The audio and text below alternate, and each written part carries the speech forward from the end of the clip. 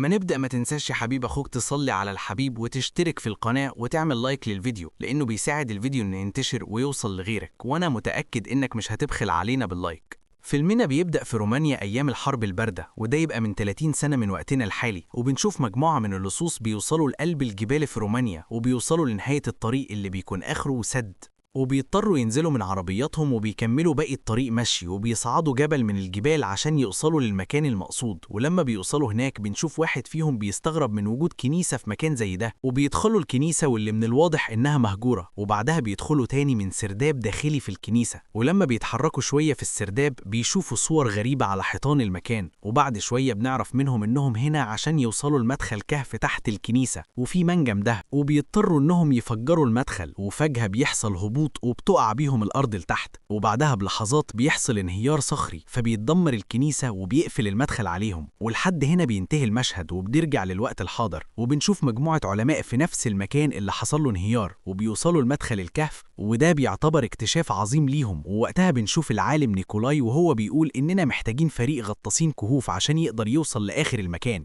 وفي الناحية التانية بنروح لفريق الغطاسين في يوكاتا بالمكسيك، وبنشوف ريان بيتابع مجموعة الغطاسين اللي تحت البحر، وبنشوف فريق بوب وبيجز بيخرجوا من البحر، وبنسمع ريان بيسألهم إذا كانوا لقوا الشيء اللي نزلوا البحر عشانه ولا لأ، لكن من الواضح من تعابير وشهم إنهم فشلوا في ده.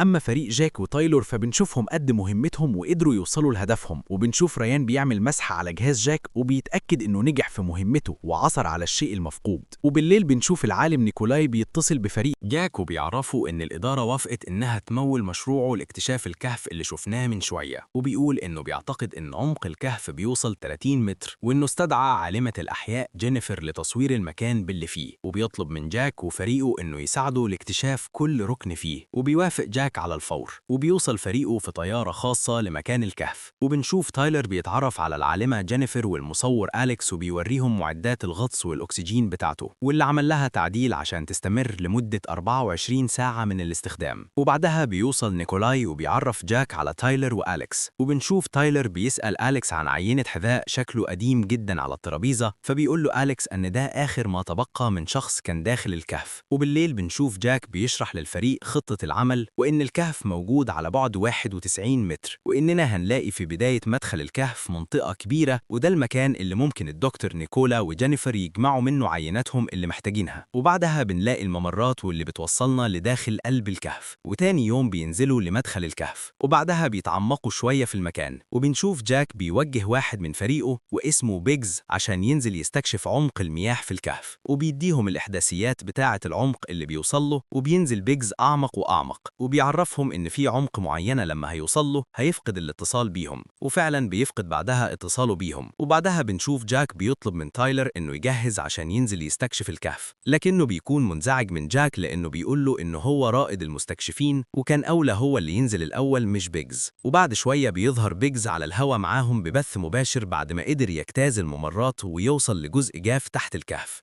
ولكن بعدها بنشوف بيجز بيقول لهم إن في شيء مش طبيعي هنا، وبعدها بينقطع البث ومش بيرجع تاني. وبيقرر جاك وبوب هم اللي ينزلوا عشان يطمنوا على بيجز، وبيوصل جاك وتايلر وبوب للمكان اللي كان فيه بيجز وبيلاقوا معداته، لكنه ملوش أي أثر. ولكن بعدها بيسمع جاك صوت بيجز بينده عليه وبيطلب منه إنه يقرب منه، وهناك بيلاقي هيكل عظمي لشخص كان هنا، وبيستغرب من اللي شافه. ولكن بعد شوية بيقول لهم ستراد إنه شاف شيء بيتحرك في المكان. وبعد شوية بنشوف ستراد بيسيبهم يصلحوا كابل البث، وبيروح يشوف الحيوان الصغير اللي مر من قدامه، وبيستمر في مطاردة الحيوان لحد ما بيوصل لمكان جاف. وبعدها بنشوف ستراد بيسمع صوت غريب في المكان، وبعدها بيظهر حيوان قدامه وبيشده لفوق وبيهجم عليه، وبيسمعه تايلر وبيروح ينقذه. ولكن لما بيوصل بيكون اتأخر عليه والحيوان سحبه لداخل الكهف. وبنشوف أنبوبة الأكسجين بتاعة ستراد بتنفجر في المكان، وبيخرج تايلر وبوب من الممر وبيكون مذعور، وبيشوفوا جاك وبيسألوا على ستراد لكنه مش بيفهم منه أي حاجة غير إن في شيء سحبه في المية. فبينزل جاك بسرعة يدور عليه وبيوصل للمكان اللي كان فيه ستراد. وبيشوف بدلته وهي متقطعة، ولكن بوب بيحذر جاك إن في انهيار صخري في المكان، فبيضطر جاك وبوب يتراجعوا لورا وبيتقفل المكان كله بالصخور. وبيخرج جاك وبيعرفهم إنه للأسف الممر المائي أغلق ومفيش طريق للخروج من هنا، وإننا لازم نلاقي طريق تاني نخرج منه. وبيطلب من بيجز إنه يتكلم عن اللي حصل لستراد، فبيقول لهم إنه تقريبا في حيوان ضخم هو اللي هجم على ستراد وقتله. وبيعرفهم جاك إننا هندور على مخرج أنا وبوب. وبيتحرك جاك وبوب في اتجاه تاني وفي طريقهم لإيجاد مخرج، وبيوصلوا لبحيرة وبيها حيوانات صغيرة. وبيلاقي جاك آثار لبقايا كشاف، وبيعرف إن في حد غيرهم وصل لهنا قبل كده. وبعد شوية بيدخلوا ممر ضيق، وكل ما يتحركوا يضيق أكتر لحد ما بيلاقي جاك مجموعة حيوانات قدامه، وبينور شعلة قدامه، وفجأة بيظهر الشيء المفترس وبيسحب جاك لفوق. وبوب بيحاول يوصل لجاك، لكن جاك بيقدر يهرب. وعلى الناحية التانية بنشوف نيكولاي بيكتشف أن في طفيلي هنا في المكان بيتغذى على الحيوان وبيحولهم لشيء مفترس وغريب. وبيرجع جاك وبوب وبيعالجوا جرح جاك، وبيعرفهم أن الشيء اللي هجم عليه كان ضخم. وبعد شوية بنشوف نيكولاي وجينيفر بيحاولوا يعرفوا الشيء اللي كان ملتصق بكتف جاك وجرحه، وبيعرف نيكولاي أنه عبارة عن جزء من حيوان ضخم. ولما بنشوفه بيتحرك فبتعرفهم جينيفر أنه ده نفس الطفيلي اللي لقوه على باقي الحيوانات هنا. وبعدها بيتحركوا من مكانهم لمكان تاني، وأثناء ما هم بيتحركوا في المكان بيلاقوا آثار عظام لإنسان بشري. فبيقول لهم نيكولاي إننا أخيراً لقينا صاحب الحذاء اللي لقوه على مدخل الكهف. وبعدها بيتحركوا في اتجاه الصعود لأعلى، وبعد شوية بيسمع تايلر صوت حريب بيجي من وراهم، وكأن شيء ما بيراقبهم وبيتبعهم ولكنه مش بيهتم. وبعد شوية بنشوف بيجز بيستكشف اتجاه من الاتجاهات بجهاز اسمه السونار، ولكن بيلاحظ هو وتايلر إن في جسم حراري واقف في آخر الطريق، فبيقرروا أنهم يبعدوا عنه وبيكملوا في طريقهم للصعود لأعلى. وبنشوف بوب بينصح جاك أنه يغير على جرحه بسرعة. وبعد شوية بنشوف الفريق بياخد راحة لوقت قصير، وبنشوف جاك بيستكشف المكان، وفجأة بنشوفه بيشوف رؤية غريبة وبيظهر فيها الحيوان الضخم اللي هجم عليه. وبعد شوية بيقول بوب لتايلر إن الجرح اللي في إيد جاك ممكن يعمل له غرغرينة ويأذيه. وبنشوف جاك بيقدر يسمع كل كلام فريقه من على بعد وكل اللي بيقولوه. وبيسمع بيجز بيقول أن جاك ما بقاش على طبيعته وفي شيء غريب من وقت ما هجم عليه الشيء الضخم ده. وبيتحركوا في المياه باتجاه التيار اللي بيشوفوا إن ده طريقهم للخروج، ولكن بيكون تيار المياه شديد، فبيقترح عليهم جاك أنهم ينزلوا في مجموعات. وبيكون تايلر وكاثرين في مجموعة، وبيتحرك بيجز وتشارلي ورا بعض. وفجأة كاثرين رجليها بتمسك في شيء، فبيطلب منها تايلر إنها تتخلى عن معداتها عشان تيار المياه ما ياخدهاش لبعيد.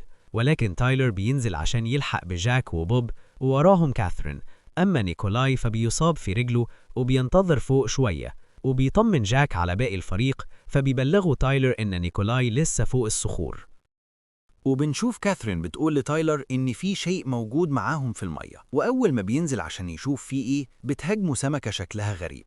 فبيطلب منهم تايلر إننا لازم تبقى جنب بعض ونتحرك على جاك. وبعد شوية بنشوف نيكولاي بينزل من بين الصخور، ولكن بيكون على بعد كام متر من باقي الفريق. وفجأة بيحس بشيء بيتحرك وراه في المية، فبيلتفت وبنشوفه في حالة رعب وبيحاول يرجع لورا. وفجأة الشيء ده بيهجم عليه، وبيشوفه تايلر وبيحاول يرجع له، ولكن اللي بيرجع له جاك. وفجأة بيشوف دم كتير في المكان، وبينزل تحت المية، فبيلاقي مخلوق غريب واخد جثة نيكولاي وبينزل بيها تحت لعمق الماء. وبنرجع لباقي الفريق، وبيحس أليكس بشيء بيتحرك في المية، وفجأة بيلاقوا حيوان تاني بيحوم حواليهم، فبيطلب منهم بوب إنهم ما يخرجوش بره الدايرة. وبنشوف جاك بيلاقي نيكولاي والمخلوق بيخلص عليه وبيسحب جثته بره المكان، وبيعرفهم جاك باللي حصل، وبيطلب منهم إنهم يخرجوا بره المية. وبيوصلوا لمكان تاني فيه تيار مياه بيتحرك بشدة، وما بيكونش قدامهم غير إنهم يمشوا فيه بالرغم من الخطر اللي في المية. ولكن جاك بيقول لهم إن ده فخ ولازم نصعد الجبال لفوق ونبعد عن المياه، وبيقتنع بوب بالكلام ده. ولكن كاثرين وبيجز بيكون ليهم رأي تاني، ولكن بيضطروا يسمعوا كلام جاك. وبيجهز جاك نفسه وتايلر عشان يصعدوا هما الأول يأمنوا المكان. وبيقدر يسمع جاك من بعيد كاثرين بتقول لأخوه تايلر إنه جاك مش طبيعي ومش هو جاك اللي كنا نعرفه، ولكنه بيقول لها إنه مهما كان أخوه وبعدها بيكتشف جاك إن تشارلي غفلتهم وتسلقت الجبل، ولكن جاك بيحذرها إن المكان مش أمان، ولكنها بتكمل في طريقها، وبعد شوية بتوصل لسطح الجبل وبتعرفهم إن في تيار هوا في المكان، وده ممكن يكون مكان خروجهم، وبيحاول جاك إنه يطلع وراها، ولكن بعد شوية بتلاحظ إن في شيء في المكان، وبعدها بتلاقي المخلوق ظهر فجأة قدامها، فبترجع واحدة واحدة لحد ما المخلوق بياخد باله منها وبيهجم عليها، فبترجع بسرعة لورا وبتقع من على الجبل، ولكنها بتتعلق في الهواء من الحبل، وباب وتايلي بيحاولوا يساعدوها، وبتفوق بعدها وبتحاول تقرب من الجبل تاني، ولكنها بتشوف المخلوق نازل لها من فوق، وبتحاول إنها تلاقي مكان أمان على الصخور، وبتتدحرج بين الصخور وبتلاقي المخلوق قدامها، وبتضرب النار في وشه، ولكنها بتبعد عنه، وبتكتشف إن المخلوق بيطير وبيهجم عليها، ولكنها بتولع فيه، وبعدها بنعرف إنه ضربها ضربة مميتة، وبعد شوية بينزل بيها جاك وهي ميتة، وكاثرين بتتهمه منه السبب، وبتلاحظ إنه شكله بدأ يتغير، وبتقول لهم جينيفر إن اللي فيه جاك بسبب الطفيلي اللي قدر يدخل لجسمه عن طريق الجرح اللي في إيده وبدأ يغيره، وفي أي وقت جاك ممكن يبقى علينا مش معانا، وبتعرفهم كمان إن ده اللي حصل للعلماء اللي سبقونا، إن الطفيلي استولى عليهم، وبتقرر كاثرين وبيجز إنهم يرجعوا يسلكوا طريق المياه، وبيطلبوا من أليكس وبوب وتايلر إنهم يختاروا، فبيروح معاهم أليكس، وبوب وتايلر بيرفض، وبيقول لكاثرين إنه بيثق في أخوه جاك. وبيتحرك كل فريق في طريقه، وبنشوف جاك وتايلر بيوصلوا لآخر طريقهم، وبيقول لهم جاك إننا هنضطر ننزل الجبل، وبينزل في البداية بوب، وبينتظر تايلر وجاك، ولكن جهاز الأكسجين بتاع تايلر بيقع، وبيخبط بوب في طريقه، وبيقع بوب على الجليد، وبيفضل يتزحلق، وجهاز الأكسجين بيفتح فتحة في الجبل الجليدي، وبيوصل تايلر وجاك، وبيطمنوا على بوب، وبيدخلوا للمكان الجديد، وبنشوف إن المكان عبارة عن مقبرة وكله عظام وجماجم بشرية، وبيقول لهم جاك أكيد في فتحة هنا في المكان ولازم نلاقيها، وبيوصل جاك فعلا للفتحة، وبيقول لهم إن ده طريقنا للخروج،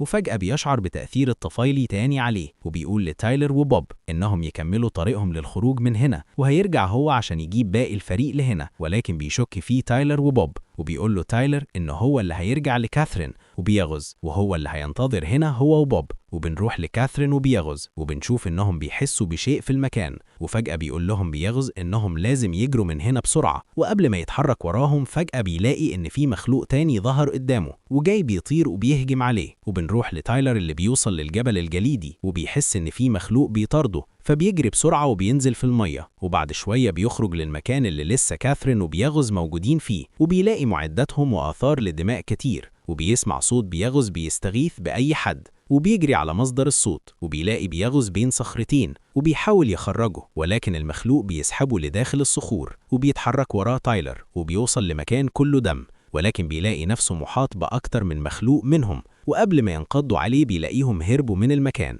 وبتظهر بعدها كاثرين في المكان وبتقوله إن الموجات الصوتية للجهاز ده هو اللي بيأثر عليهم، وبيختفوا ولكنهم هيرجعوا تاني، وبتسأله عن بيغز ولكنه بيعرفها إنه لم ينجو، وبنروح لبوب وجاك، واللي بيظهر لهم واحد من المخلوقات هو أصلا كان بيتدعمهم طول الطريق، وبيظهر واحد تاني وبيطير عليهم ولكنهم بيتفادوه، وبعدها بيلاحظ جاك وبوب اختفاء أنبوب من أنابيب الأكسجين، وبيعرفوا جاك إن المخلوق بيلعب عليهم، وبنشوف بعدها كاثرين وتايلر بيوصلوا للمياه وفي طريق رجوعهم لجاك، وبعد شوية بتضطر كاثرين إنها تتنازل عن أنبوب الأكسجين عشان تقدر تمر من الفتحة الضيقة بين الصخور، ولكن بعد شوية بيقدر يمر تايلر بسرعة، ولكن كاثرين بتاخد وقت شوية وبتتعطل، وبعدها بيضطر يسحبها تايلر بعد ما بيغمى عليها وبيخرجوا بره المية، وبيحاول يفوقها ويسحب المية من رئتيها وبتفوق، وبعدها بيسمعوا صوت جاي من جنبهم، وبيقوم تايلر عشان يطمن، وبيطلع أليكس، وبيكملوا طريقهم في الجبل الجليدي، وبيتسلقوا الجبل الجليدي وبيوصلوا لمكان جاك وبوب، وبيقول لهم بوب إنهم بيراقبونا وبيشوفونا من صوتنا والبخار بيعميهم عننا، ودلوقتي لازم نسترجع أنبوب الأكسجين، وبيطلب من تايلر إنه يخرجهم من هنا وهو هيجيب أنبوب الأكسجين، وبيتحرك جاك على أنبوب الأكسجين وبيتحركوا هم على طريق الخروج، ولكن للأسف أنبوب الأكسجين التاني بيقع منهم، وبتبدأ تطاردهم المخلوقات، وبيكسر المخلوق قطع صخور وهو بيطاردهم، وبتقع واحدة منهم على رجل أليكس، وبيرجع تايلر عشان يساعده، ولكن بيكون المخلوق قضى عليه، وبنشوف واحد من المخلوقات محفور على جسمه 3 حروف، أما كاثرين وبوب فبيوصلوا للأنابيب وبيغطسوا تحت المية وبيكتموا نفسهم عشان ما يتكشفوش، وفجأة بينقض بوب على واحد منهم وبيضربوا الأنابيب الأكسجين، وبعدها بيساعدهم تايلر وبيقتلوه. وبيوصل جاك للأنابيب الأكسجين فبيحدف واحدة لأليكس وبيحق شعلة جوه واحدة تانية، وبنشوفه بيضرب واحد منهم بالخنجر وبيقرب آخر واحد عشان يهجم على جاك، فبيطير جاك عليه وبياخده وبيقعوا في المياه، وبيغوص تايلر وكاثرين وبوب ناحية المخرج وبينفجر المكان باللي فيه. وبعد فترة بنشوف تايلر بيسأل كاثرين عن الطفيلي اللي أصاب جاك، هل ممكن يكون أصاب حد مننا ونبقى أخرجنا الوحش بإيدينا لهنا؟ ولكنه بنشوف كاثرين بتقول له لأ، وفجأة عينيها بتتحول للون عين المخروق. ولكن بيتصدم تايلر، ولما بيلتفت عشان يدور عليها بيلاقيها اختفت. وبكده بينتهي فيلمنا. لو عجبك الفيديو ما تنساش تعمل لايك وتشترك في القناة. سلام.